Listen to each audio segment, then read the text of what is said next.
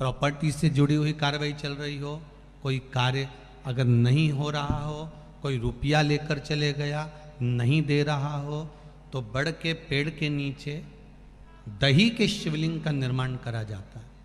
काय का शिवलिंग बनाना है? जम के बोलिए, दही का शिवलिंग। दही के शिवलिंग का निर्माण कर कर, या तो दही के शिवलिंग का निर्माण करो या पार्थिव शिवलिंग का निर्माण करो, उस पे दही की मात्रा ज्यादा चढ़ो, उस पे दही की मात्रा थोड़ी ज्यादा चढ़े। तो दही का शिवलिंग बनाए या पार्थिव शिवलिंग बड़ के पेड़ के नीचे बनाकर उसका पूजन करना, उस पर काली तिल समर्पित कर कर एक बेलपत्र, जो बेलपत्र आप समर्पित करेंगे उसकी जो डंडी होती है वो बड़ के पेड़ की ओर होना चाहिए। डंडी का भाग आप जब वृक्ष के नीचे बनाएंगे, सामने वृक्ष है, यहाँ आपने बैठकर बनाया शिवलिंग, और डंडी का भाग वृक्ष की ओर होना चाहिए, वृक्ष की ओर हो, और उसमें से आप बाबा देवाधिदेव महादेव वटकेश्वर महादेव का पूजन करें। जो आपका धन नहीं दे रहा हो, या कोई प्रॉपर्टी से जुड़ा हुआ, या अदालत में कोई बात चल रही हो, फाइल नहीं खसक रही हो, या आपके पक्ष में निर्णय नहीं आ रहा हो, तो शंकर वटकेश्वर महादेव का पूजन करो। जो चढ़ी हुई बेलपत्री है उसको घर लेकर आ जाओ वटकेश्वर महादेव के नाम से, शंकर जी की पूजन कर कर उनका विसर्जन कर दीजिए। 5 या 7 सोमवार कर कर देख लीजिए, बाबा की कृपा होगी और आपका कार्य सफलता की ओर बढ़ जाएगा। कौन से महादेव? जम के बोलिए जरा, वटकेश्वर महादेव का नाम लेकर भगवान शिव की आराधना करें। आगे वर्णन। पति नौकरी करता है, एक पत्नी नौकरी करती है।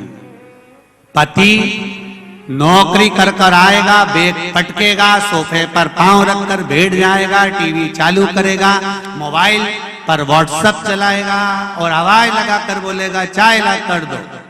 पत्नी जाएगी, चाय ला कर देगी, बच्चों का इंतजार करेगी। वो भी नौकरी से आई है, तुम भी नौकरी से आए हो, वो भी सुबह की गई थी, तुम भी सुबह के गए थे, पर तुम्हारे चेहरे पर सल आ गए, पर उसके चेहरे पर सल नहीं आया, क्योंकि उसको अपने बच्चों का और पति का पेट भरना है, इसलिए वो रसोई घर में चली गई। ऑफिस से आने के बाद, नौकरी करके आने के बाद वो फिर वापिस अपने घर में, यहाँ पर ये पुलिस कर्मी लगे हुए हैं, यहाँ पर माता चिकित्सालय वाले भी लगे हुए हैं, सिस्टर भी बैठी हुई हैं, लेडी पुलिस भी बैठी हुई हैं। मैं कहूंगा कि एक पुलिसमैन से भी कहूंगा, एक डॉक्टर से भी कहूंगा, आप ऑफिस से आते हो बैठते हो, पर वो भी तो कहीं किसी ऑफिस से आकर, वो भी तो आने के बाद, बैग रखने के बाद, सामान रखने के बाद तुरंत रसोई घर में चली जाती है।